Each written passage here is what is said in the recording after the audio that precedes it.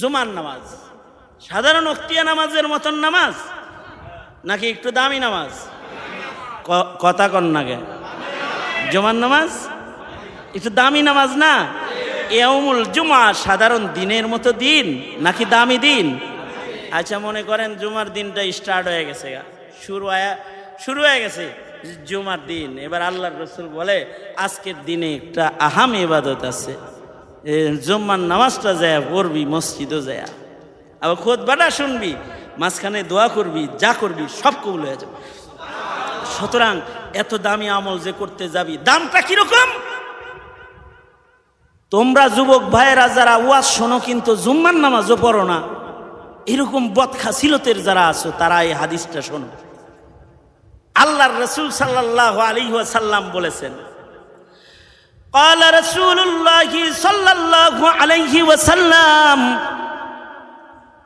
من ترك ثلاث جمعات بغير عذر كتب من المنافقين। আল্লাহর রাসূল বলেন, কেউ যদি কোন ধরনের ওজর ব্যতিরেকে লাগাতার তিনটা জুমার নামাজ কেউ যদি বর্জন করে লাই, কোনো ধরনের ওজর নাই, ওজরে মাকুল সারা ঐচ্ছিক ইচ্ছাকৃত কেউ যদি 3 জুমার নামাজ লাগাতার ছাইরা দেয়, তো আল্লাহ তাআলা তার উপরে এত গুসা আর রাগ হয়ে যায় যে আল্লাহ তাআলা রাগ করে তার নাম ইমানদারের দপ্তর থেকে কাইটা আল্লাহ তাআলার নামটা মুনাফিকের লিস্টের ভেতরে উঠায়া দেয়। নাউজুবিল্লাহ, আরো আওয়াজ করে বলেন নাউজুবিল্লাহ। এই জিন্দেগিতে জুমার নামাজ ছাড়বি? ওয়াদা? পাক্কা? পাক্কা? আল্লাহ তাআলা কবুল করেন, আমিন বলেন। এত দামি নামাজটা যে পড়তে যাইব, প্রস্তুতিটা ছোট হবে কেন? আল্লাহর রাসূল বলেন, সকাল থেকে স্টার্ট দিবি, বয়ে বয়ে নখ কাটবি, শুক্রবারে জুমার নামাজ পড়বি তো বগলের পশম সাফ করবি, অন্যান্য জায়গাগুলোকে পাক সাফ করবি, সুন্দর করে গোসল করবি, সাবান দিয়ে ডলে ডলে ভালো করে গোসল করবি, মুছগুলা ছাড়বি। মুছাটার টাইম নেই, খালি হসুর বাড়ি যাওয়ার সময় মুছাড়ো।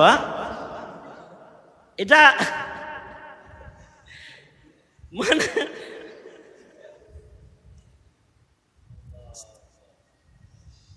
জুমার নামাজ পড়তে যাইব, তো আজকে মুছটারে ছাড়বো, সুন্দর করে রেডি হইব, ভালো করে চুলগুলা কাটবো, প্রয়োজনে শুক্রবারে সকালবেলায় কাটবো, ইয়াউমুল জুমাতে যাইব, একটু রেডি হইব, প্রস্তুতি হইব। প্রস্তুতিগুলার দাম কত জানো? এই পুরা টাইমটাই জুমার নামাজের আহাম ইবাদত পড়ার প্রস্তুতির ইবাদত হিসাবে কাউন্টিং করে আমল নামায় উঠা যাইব। এগুলো সব আতর গোলাপ মাখবো, সুগন্ধি মাখবো, কোন পথ দিয়ে যাইব এটাও চিন্তা করতে করতে যাইব, যে এই পথ দিয়ে যাইব, জিকির করতে করতে যাইব। হ্যাঁ, মেয়ে যাইব এলো, কয় যে খুতবাটা শুরু হলো, পরে যামনি। আরে নবীজি ইয়াউমুল জুমায় জুমার প্রস্তুতি নিতে কইছে, সেই সকাল থেকে রেডি হইবার কইছে। আর হে মিয়া রেডি হইছে হইলো কোন রকমে যায় যেন ইমাম সাহেব যখন পয়লা রাকাতের রুকু দিব ওইটা যেন ধপাস করে ধরন যায়, আর কোন রকম 2 রাকাত নামাজ পড়া খালি 2টা বাড়ি সালাম আলকি 2 পাশে মাইরা, আর দেরি নাই, যায় নামাজ উঠে আচ্ছা দৌড় লাগে যিনি কেউ পিটনি দিছে। সহি বুঝ, এটা একটা দামি জিনিস। অনেক সময় বড় আলেম হইলেও সহি বুঝ হয় না। মাইয়ুরিদিল্লাহু বিহি খাইরান ইউফাক্কিহু ফিদ্দিন, আল্লাহ তাআলা যার ভালাই চায় তাকে দিনের সহি সমঝ দেয়।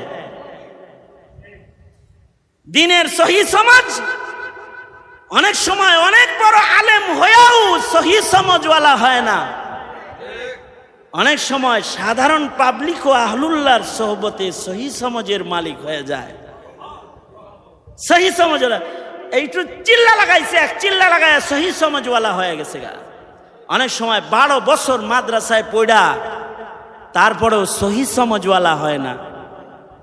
অনেক সময় আল্লাহওয়ালাদের দরবারে সামান্য সময় বৈশা কয়েকদিন জিকিরের সবক আদায় করে সহি সমঝওয়ালা হয়ে যায়। অনেক সময় পাণ্ডিত্যের অধিকারী হয়েও পণ্ডিত মশাইও সহি সমঝওয়ালা হয় না, সহি সমঝওয়ালা হয় না। সহি সমাজ এটা অনেক দামি এক দৌলতের নাম, সহি সমাজ। মোহতারাম হাজরিন, সহি সমাজ আল্লাহ তাআলা দান করেন আমাদের মিল্লাতকে, বলুন আমিন। তাহলে নিয়তের মাধ্যমে, নিয়তের সুন্নতটা কত দামি, এর মাধ্যমে ইবাদতের এরিয়াটা, দায়রায়ে ইবাদতটা অনেক বড় হবে, ইবাদতের ওজনও অনেক বাড়বে। শুধুমাত্র একাত্তা সুন্নতের কারণে, শুধু মনে করেন নিয়তের সুন্নত, ওইরকম তাহলে বাথরুমে থাকাটার সময়েরও একটা নিয়ত আছে। এই কারণে মুফতি আজম পাকিস্তান আল্লামা শফি রহমতুল্লাহ আলাই, মুফতি জাস্টিস তাকি উসমানী দামত বরকাতুহুমের আব্বা যান, উনি বলেন কি যে আমি বাথরুমের যে অবস্থানকালীন সময়ে শুধু বাথরুম করতাম না, আমার আদত হলো এই সময়টাকে ইবাদত বানাইবার ধান্দায়, শুধু পায়খানা করে বাইরে আইছি এই জিনিস যেন আমল নামায় না লেখে, এই ধান্দায় ওই সময় বর্তন ধুইতাম, ওই সময় বর্তন ধুইতাম, অথবা ওই সময়ে বাথরুম ধৌত করতাম। মানে নিজে বাথরুম কইরা মুত্তা খাড়ায়া মুত্তা সাইরা দিয়া বাথরুমটার দুর্গন্ধ বানায় চলে আসে, এরপরে যে আরেকজন যাইবো এ ধান্দা হের নাই। যদি কেউ ইস্তেঞ্জা করে এটাকে ধৌত করে রেখে আসে, আর এক মুমিনের যেন তকলিফ কষ্ট না হয়, তো এই অবস্থানের সময়টাও নাজাফাতের আহাম ইবাদত করার মূল্য দিয়া আল্লাহ তাআলা তার আমল নামায় উঠায়া দেয়। সুবহানাল্লাহ, আরো আস্তে করে কোন, মনে থাকবে তো? খালি বাথরুম দুই বলে আপনার বউ, কারণ এই চাকরাইনিটা আনছিলেন তো পরের বাইর থেকে, আপনি খালি হাঁকবেন আর মুতবেন, দুর্গন্ধ বানায় চলে আইবেন, আর ঢুকা ঢুকা কইবেন কিরে এই অবস্থা খেয়া, হ্যাঁ আমনি তো জজ সাহেব। নিজের আমলকে বাঁচানোর জন্য কখনো কখনো বাথরুম ধোয়ার কামও করতে হয়, নিজের আওকাত, নিজের সময়কে মূল্যবান বানাইবার জন্য। কারণ সময় আমানত, এটা মালিক আমি না, হায়াত মালিক কে? মালিক কে? দখল কার? দখল আমার, কিন্তু মালিকানা কার? আল্লাহর।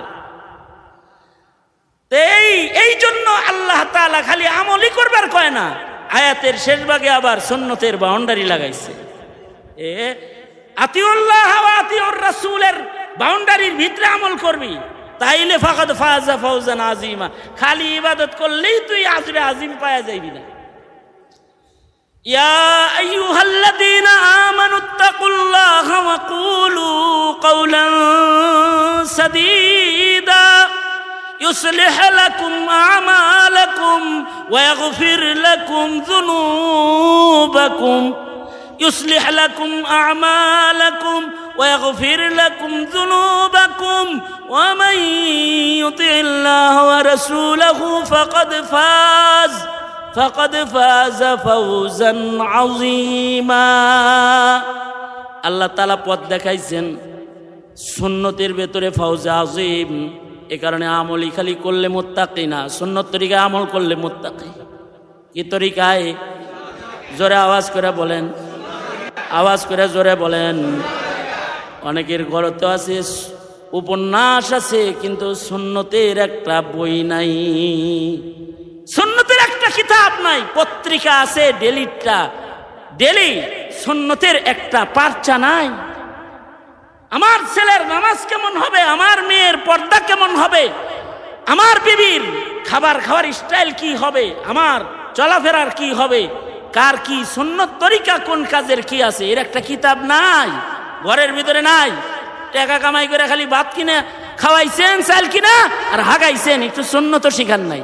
তাইলে মানে ওই অবিবেচক গার্ডিয়ান হিসাবে হাসরের ময়দানে দাঁড়াইবেন। মামলাটা করবে কে? মামলাটা করবে স্বয়ং আপনার ছেলে, মামলাটা করবে স্বয়ং আপনার মেয়ে। এ আল্লাহর সামনে দাঁড়াই বলবে যে আমাকে তো শিখায় নাই, আমাকে খালি আগামতা শিখাইছে, হাইকমোড শিখাইছে, হাইকমোড আমাদেরকে পেশাব পায়খানা শিখাইছে, আমাদেরকে ভদ্রতা শিখাইছে, আমাদেরকে প্রাচ্যের পাশ্চাত্যের অনুকরণ শিখাইছে, সুন্নত শিখায় নাই আমাদেরকে। আমাদের মা বাপ আসামি কইরা আপনাকে আসামি কইরা মামলা দায়ের করবে। আর এই যে এই মামলা যেন না খান আপনারা, এই মামলার থেকে নিজেকে রেহাইয়ের জন্য তো হিদায়াতের পথ যেটা দেখাবে সেটা হলো কোরআন। ইয়াহদি লিল্লাযী হিয়া আকওয়াম, যে এই কোরআনকে ধইরা রাখবে তাকে কোরআন হিদায়াতের পথ দেখাবে। এটা এমন আমানত যেটা আপনাকে ইঞ্জিন হইয়া আপনাকে আল্লাহর জান্নাতের দিকে লয়ে যাবে। এই কারণেই কাফেররা কয় কোরআন শুনবা না। যদি আপনাদেরকে কেউ কয় ওয়াজ শুনবা না, কোরআন শুনবা না, তাইলে মনে করবেন কাফেরের দালালি করতেছে। কারণ কোরআন শুনলে তো আপনার মানে হিদায়াতের পথ পরিচয় এটা সুস্পষ্ট হবে। ওই কথাটাও আল্লাহ কালামে وقال الذين كفروا لا تسمعوا لهذا القرآن والغوا فيه لعلكم تغلبون। কোরআন শুনতে মানা করে কাফেররা, কোরআনের আওয়াজ হলে সেখানে হট্টগোল বাজায় দিবে, কাজ্জা লাগাইয়া দিবে। যেখানে কোরআন শোনার কথা হইব ওখানে একটা বেজাল লাগাইয়া দিবি, বুদ্ধিটা দেয় কাফেররা। আল্লাহ কয় না, যেখানে কোরআন বলা হয়, যেখানে কোরআনের কথা বলা হয় শুনবা। ওয়াইদা কুরিয়াল কোরআন ফাসতামিউ লাহ, কোথাও কোরআন পড়তেছে শুনবা, শুনলে লাভ হইব। নিজের ছেলেরাও শোনাইবা, শোনাইলেও লাভ হইব। সুন্নত জানবো, ইবাদত শিখবো, দিল সাফ হইব, ইবাদত করার উপযুক্ত মুমিনে পরিণত হইব। হাসরের ময়দানে তোমার ব্যাপারে মামলা দিবে না। وقال الذين كفروا ربنا أرنا الذين أضلانا من الجن والإنس نجعلهما تحت أقدامنا تحت أقدامنا ليكونا من الأسفلين। মামলা দিয়া আল্লাহর কাছে বলবে, আল্লাহ আমগর পায়ের নিচে এগুলো শুয়াব। যে মা বাবা আমাগরে দিন শিখতে দেয় নাই, আমাদের সুন্নত শিখায় নাই, আমাদের ইবাদত শিখায় নাই, আমাদের ইসলামের সংস্কৃতির শিক্ষা দেয় নাই, দিন শোনায় নাই, দিনের উপরে চালায় নাই। ধন্যবাদ দিই আপনাদের মতো ওই অভিভাবক যারা নিজের সন্তানকে কোরআন শিখান অথবা সুন্নত শিখান। ময়দানে মাহশরে আল্লাহ তাআলা তাজ পড়ায় আপনাদেরকে পুরস্কৃত করবে। যদি সন্তানটা হাফেজ হয়ে যায়, যদি সন্তানটা দায়ী হয়ে যায়, সর্দার হইয়া পিতা মাতার জন্য সম্মানের কারণ হয়ে যাবে আপনার একটা সন্তান। মুহতারাম হাজিরিন, এটা যে সোজা পথে করে যে নিবেন, সোজা পথে নেওয়ার জন্য সবচেয়ে বড় জিনিস যেটা আল্লাহ দিছে, চোখ দিয়া সোজা পথে চলা যায় না, হাত দিয়া সোজা পথে চলা যায় না, শক্তিশালী পা দিয়া সিরাতে মুস্তাকিমে চলা যায় না। সিরাতে মুস্তাকিমে চলতে কোরআন দরকার হয়। কি দরকার হয়? এই জন্যই কোরআনের আমানত মুমিন মিল্লাতের কাছে সবচেয়ে বড় আমানত। যে আমানতটা আল্লাহ তাআলা আসমানকে সেধেছিলেন, আসমান নেয় নাই, জমিনকে সেধেছিলেন, জমিন নেয় নাই, পাহাড়কে সেধেছিলেন, ভয়ে পালায়ন করছে, নেয় নাই, পারুম না বলে মানা করেছে, ইনসান গ্রহণ করেছে। সেই বড় আমানতটা যার আজমত দিয়ে আমানতের বর্ণনা আল্লাহ তাআলা আল্লাহর কালামে করেছে, তার নাম কোরআন। আমি তিলাওয়াত করেছি, পরের আয়াতেই আল্লাহ তাআলা বলতেছেন, ইন্না আরাদনাল আমানাতা আলাস সামাওয়াত, ইন্না আরাদনাল আমানাতা আলাস সামাওয়াতি ওয়াল আরদি ওয়াল জিবাল ফাআবাইনা আন ইয়াহমিলনাহা كرهها وأشفقنا منها وحملها الإنسان إنه كان ظلوما جهولا এই আমানতটা মানুষে আল্লাহর কাছ থেকে ছায়া নিছে এই আমানত পায়া আল্লাহর কাছ থেকে পায়া দামি জিনিস জান্না বুঝা মানুষ এই আমানতের সাথে জুলুম করে অথবা করবে। এ কারণেই মানুষকে আল্লাহ আবার জালেম কয়েক দুইটা গালিও দিছে, জাহেলও কইছে। দুনিয়ার সব কিছুর মূল্য বুঝলি, কোরআনের মূল্য বুঝছ না, তুই তো জাহেল। জাহেল দুনিয়ার সব কিছুর হক আদায় করলি, কোরআনের হক তুই আদায় করস না, তুই তো জালেম। জালেম জালেম আস্ত জালেম। দুনিয়ার সব বুঝোস, কোরআন বুঝোস না, তুই তো জাহেল। আমানতের মূল্য বুঝোস না, তুই জাহেল। দুনিয়ার সব জিনিসের হক আদায় করস, কোরআনের হক আদায় করস না, তুই জালেম। এ কারণে আল্লাহ তাআলা মানুষকে আবার দুইটা গালিও দিছে, নিজেই আবার কয় ইন্নাহু কানা যালুমান জাহুলা। তাহলে জালেম হওয়া যাবে না, জাহেলও হওয়া যাবে না।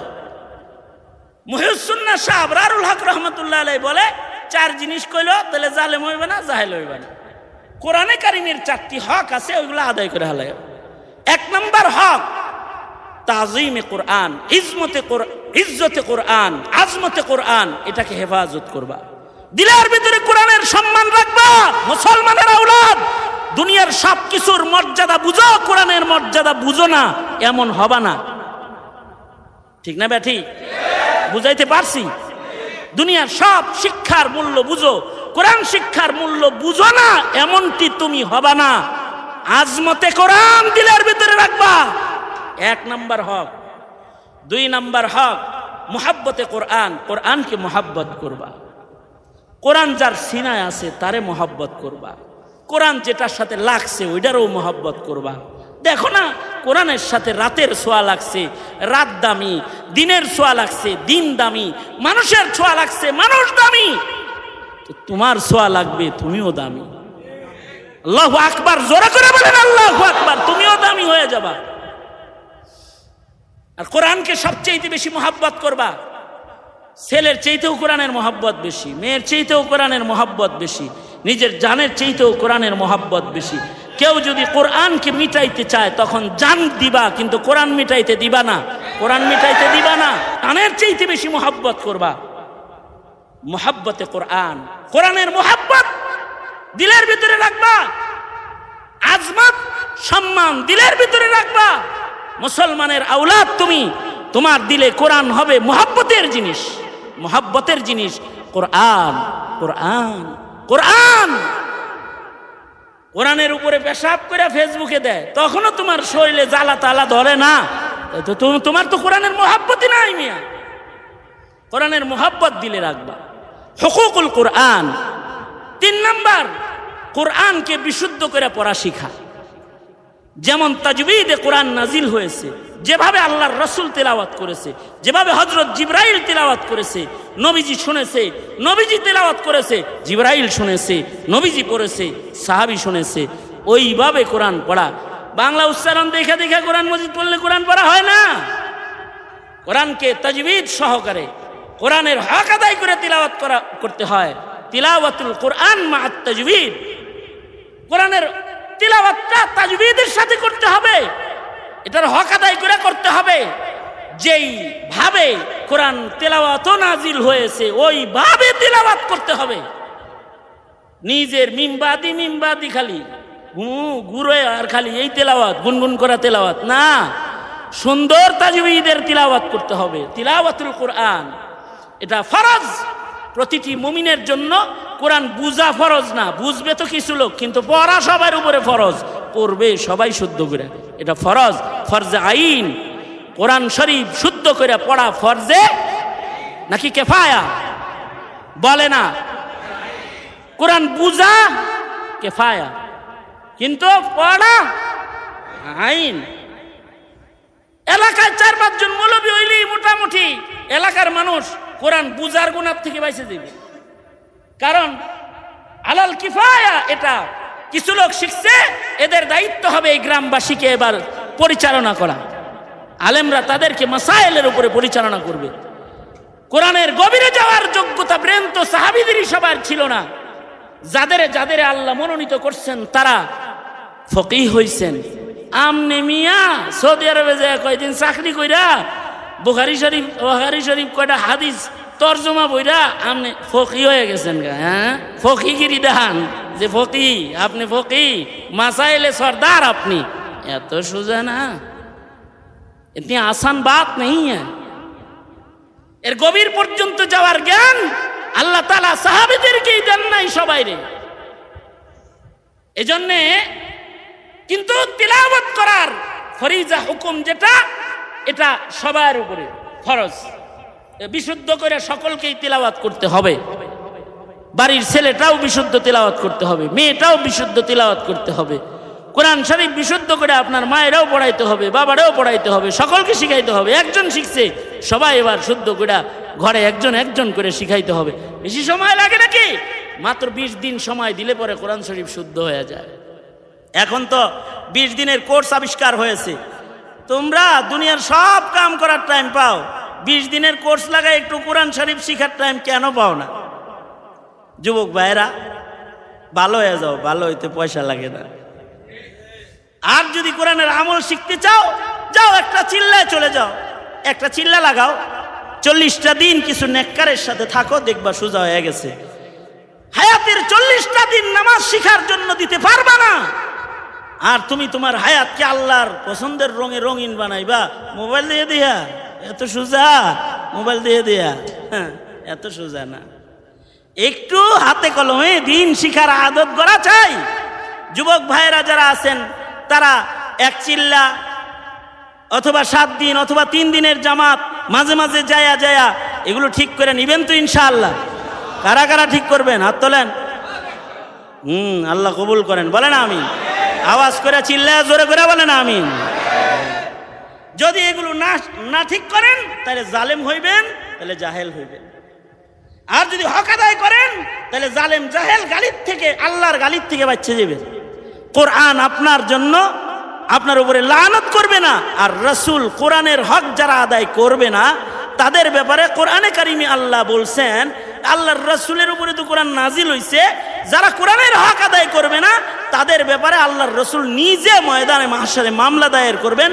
ওয়াকালার রাসূলু ইন্না, বলেন ইন্না হাযা কওমি ইত্তাখাযু মাহজুরা, কি আয়াত পড়েন না কে? ওয়াকালার রাসূলু,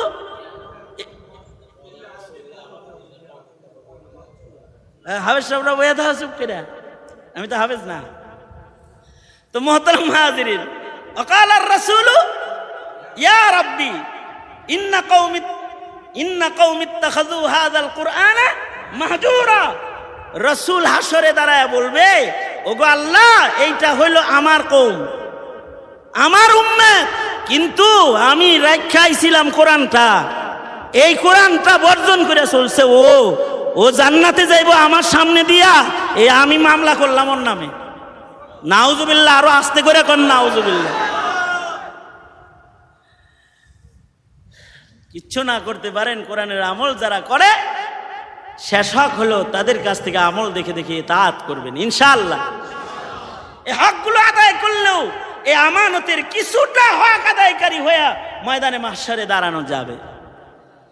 এই আজকে যে কোরআনের মাজমায় বসছি, আল্লাহ তাআলা আমাদেরকে কবুল করুক, আমিন বলেন।